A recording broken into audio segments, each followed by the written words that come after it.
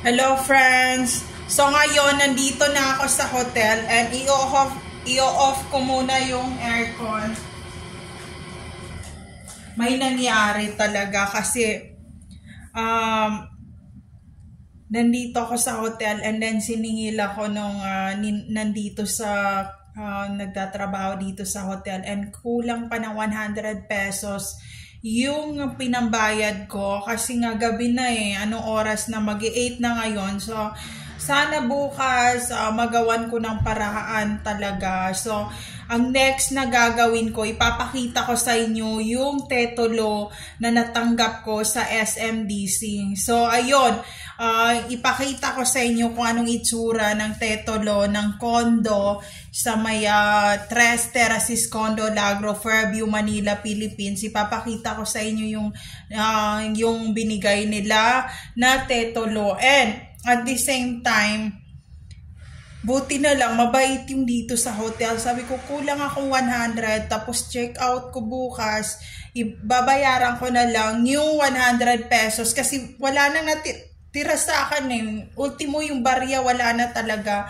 So, ayun. And may nangyari pa kasi nung nandun ako sa Davao, nung nag-stop over kami, ang laki ng ayoko na magsalita. Ang laki talaga nung nanakawan ako ng necklace, and ang necklace na yon ay white gold and also 18K, and sa asawa ko yon, kay James yun na lang yung natitira na memory niya sa akin, and wala na siyang memory na natitira sa akin na jewelry. Yun na lang kasi lahat to, yung mga jewelry ko sa akin talaga to. So yun lang yung memory na nawala na. So mga worth na yun, mga 20 plus kasi makapal yun na white gold talaga. So yun, dahil nga nahahabol nila ako, and then lagi ako 3 araw akong pabalik-balik sa Davao Airport.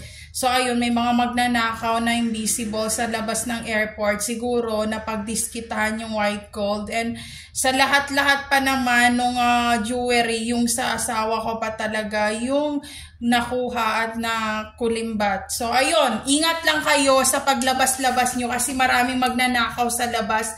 Lalo pa ngayon, maraming mga calamity issue, maraming nangyayari sa mundo. Mahirap nang lumabas ng bahay kasi maubusan talaga tayo ng mga taong to. Gagamitin lahat ng pattern and moves and ideas on how to get the money or the account of those people or important things na importante sa kanila. So ayun, dahil galing sila sa gera, wala silang option kundi magnakaw. So I don't blame those people na magnanakaw. I just wanna do a document on what happened to me. Did my husband call me for what happened? No. Hindi sila tumawag sa akin nung time na nasa airport ako na 3 days. And did my husband give me a money? No. Hindi na niya ako binibigyan ng pera for 2 years straight. Wala na siyang binibigay sa akin.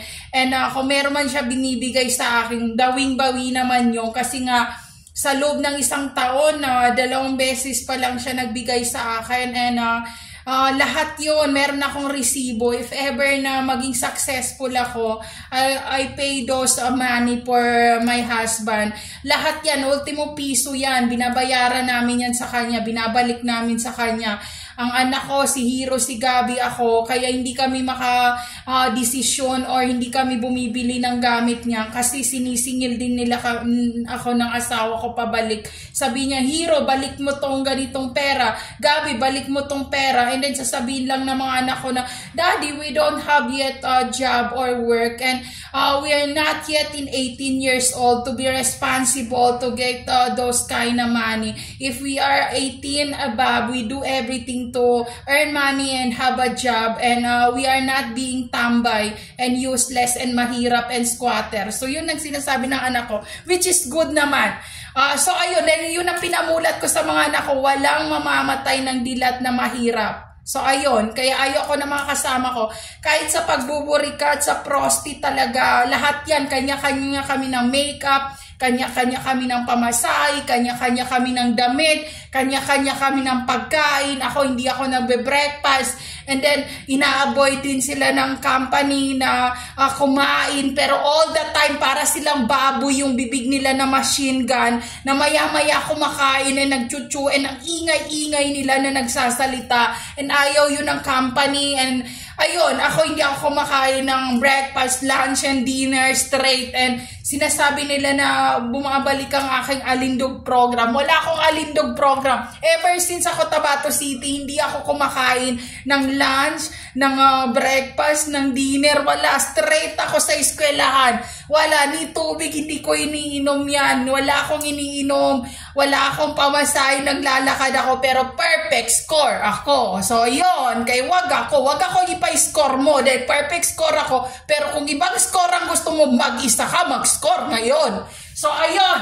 So, yun ang problema ko. Kaya wag ako. Galing ako sa squatter. Galing ako sa tambay. Galing ako sa burikat pokpok. Hindi mo ako maisahan sa pera. So, ayun. Ultimo yan. Hanggang sinabi na ng asawa ko na, nauubos ng pera, kailangan mo na magtrabaho, gumawa ka ng paraan na makatrabaho ka dahil wala na pang tuition ng mga bata, hindi ko na kaya paaralin, bumalik ka sa kung anong trabaho meron ka. So ayun, di ang ginawa ko, sabi ko, nag-YouTube ako, may sponsorship ako ngayon, and then nung time na yun na nagla-live ako, and then may mga hi, hello, dito kami sa probinsya, sa Mindanao, naka-crop top ako. Pag ganun ko, sabi niya, ano na naman yan? Sabi mo, babalik sa trabaho. Itong trabaho ko, magbuburikat ako ulit. Sabi niya, palitan mo yung dami mo. Sabi ko, naka-live stream ako. Sabi niya, off mo yung live stream. Sabi ko, ano? Sabi niya, bagay pala sa yung crop top and makeup and lashes. Sabi ko, putang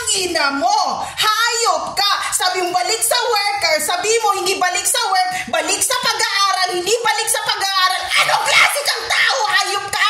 Wag mo ko susundan. Hayop ka. Sinungaling ka. Ha? Maghanap ka ng trabaho. Di maghahanap na rin ako ng trabaho ko. Kung ayaw mo makipag-iwalay, mag-isa ka. Putang ina mo. Hayop ka. Wala na akong magbayad dito sa hotel. Pugi ko yung pambayad ko dito. Tangina mo. So yun, there's no safe place to all targeted individual out there. Take care always, everyone. Kung magnanakaw ang jowa mo, ibakantot mo yan sa mayaman.